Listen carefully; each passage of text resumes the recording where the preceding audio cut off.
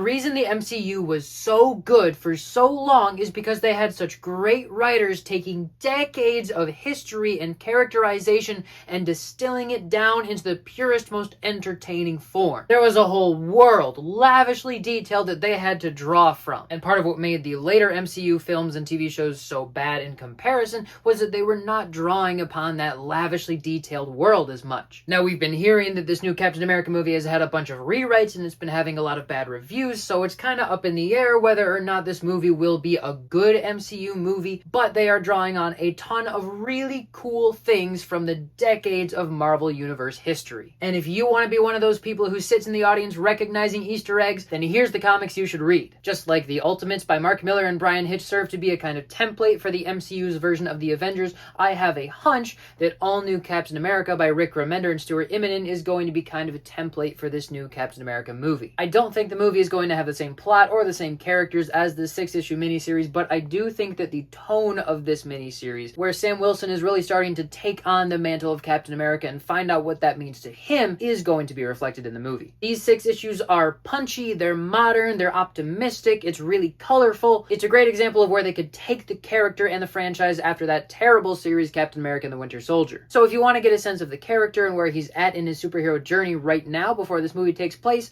this is where I would start. And of course, Sam Wilson was Captain America for a while after that, but I don't think those stories are going to have nearly as much relevance to this movie as those 6 issues might. One of the most exciting characters that's going to be showing up in this movie is the Red Hulk, which is a character that we're actually already familiar with. Thunderbolt Ross has been showing up in MCU movies since all the way back in Incredible Hulk, and he was also there in Civil War, and I'm sure he popped up in a few other movies, but honestly, it's hard to remember because he's not that memorable of a character. But when that actor died, they replaced him with Harrison Ford, so it's not a new character, it's just a recasting, just like what they did with Rhodey. But if you want to read up on Ross's transformation into the Red Hulk specifically, there is no better place to start than his own series. I would just start at the beginning with issue 1. This is a great series by Jeff Loeb and Ed McGuinness. It is one of the oldest comics that I own, and this oversized hardcover is a great addition to any collection. You don't actually find out who he is until somewhere around issue 18 or 19, I think, and if you want to get into how he became the Red Hulk, you'll have to read a little bit farther than that. The Fall of the Hulk storyline is where all of that is explained, and that's around issue 19, issue 20 or so. So if you want to just get a vague idea of the Red Hulk and who he is, you could just read these first 10 issues and then skip ahead to the Fall of the Hulks trade paperback. Another great reason to read Fall of the Hulks before seeing this movie is because it also involves the character The Leader, which is another character that we already have in the MCU. Samuel Stearns was the scientist who helped Bruce Banner in The Incredible Hulk, and at the end he got Banner's blood in a cut on his brain, and he got super smart. And we haven't seen him since 2008, which probably just means he's been making some giant evil plan. In The Fall of the Hulks, we have the Leader being super smart and working with a cabal of other super smart villains, so you can see the Leader doing what is most likely to be referenced in the movie. Now, the Leader goes all the way back to 1964. This is his second appearance, but I couldn't afford his first appearance. And he's been bothering the Hulk pretty consistently this whole time. And if you want to read his goofy, cliche supervillain stuff, you could go back to 1964, but it's probably not going to have much basis on the movie. A fan favorite Leader storyline is Ground Zero, which takes place during the McFarlane era of the Hulk comics. So if you want to see some great art and get some great Leader storyline, then you should read Ground Zero, which, if you can't find the individual issues, is found in the Epic Collection Volume 15, I think. It's issues 331 through 346, which I think includes all of McFarlane's run on the series. In Ground Zero, we get to see the Leader playing the long game, really treating it like a game of chess,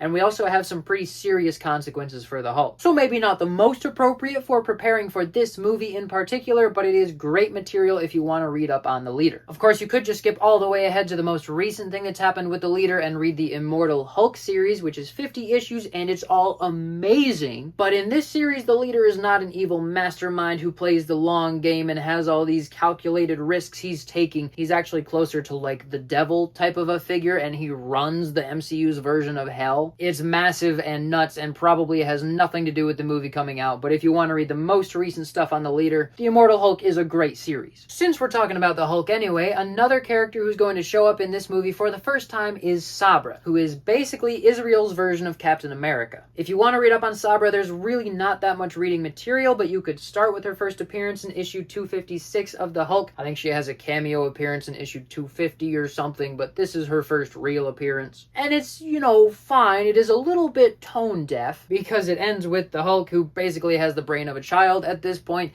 explaining to Sabra that war is bad for children, which seems pretty condescending and from the writing point of view seems kind of culturally insensitive. But we're talking 45 years ago, so I guess they did the best they could. And then aside from that, there's a couple issues later in the Incredible Hulk series that have Sabra, and they're okay, they're nothing special, but they are part of the Peter David and Dale Keown run, which is amazing in its own. I wholeheartedly recommend reading The Incredible Hulk by Peter David and Dale Keown specifically. I think these issues would be collected in the Epic Collection, probably volume 18 or so. So if you want to catch up on the character Sabra before the movie, you don't really have a ton of options. Moving on, one of the characters that I am the most nervous about in this new movie is Sidewinder, played by Giancarlo Esposito. I love this actor, and I know that he could do a great job with this character. It just depends on the writing, because it could be pretty easy to make Sidewinder pretty lame. Sidewinder was a supervillain who briefly led the Serpent Society and then later reformed. His superpower was that he had this cloak, and I don't remember if it was magical or scientific,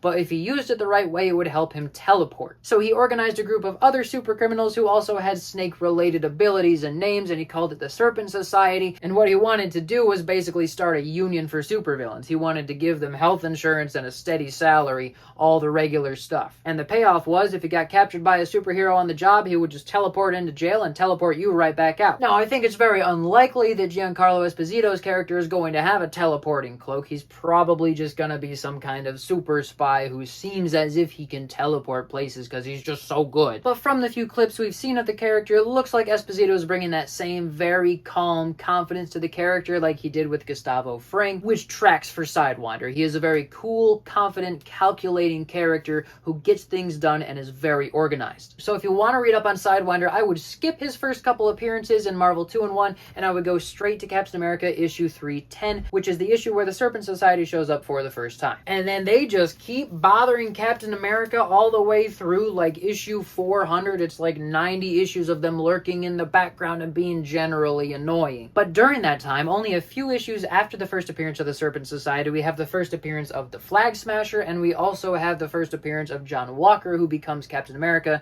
and then later US Agent. So really, if you want to be caught up on everything Captain America for this movie, I would just start somewhere around issue 310 and read the next like 40 or 50 issues. Another perk of starting at issue 310 is that you get to see Steve Rogers' journey as he decides he wants to be a comic book artist, and then he applies at Marvel, and then he ends up drawing his own comic series. If you don't want to go out and buy the individual issues, you could start with Captain America Epic Collection Volume 12, and then Volume 13 continues the Serpent Society story. Now, I am not really someone who likes to speculate about MCU movies because I know that most of them are gonna be good, and I just want to be surprised. But if I had to guess, I would guess that based on the look of surprise Thunderbolt Ross had when he turns into the Red Hulk in that trailer, that Ross was having to deal with Sidewinder and the Serpent Society getting into the government or something, and he got tired of it, so he got Sam Stearns, the leader, to do experiments on him and turn him into the Red Hulk. Or maybe it'll have something to do with the Eternal, whose hand is still sticking out of the ocean, and maybe it'll involve adamantium, and maybe the X-Men will get involved. We don't know. One way or another, there is plenty of material that you can read to prepare yourself. If you know of any other storylines that might be good reading material to prepare you for this movie, drop it in the comments below. I'm Kurt Williams, and you are someone else.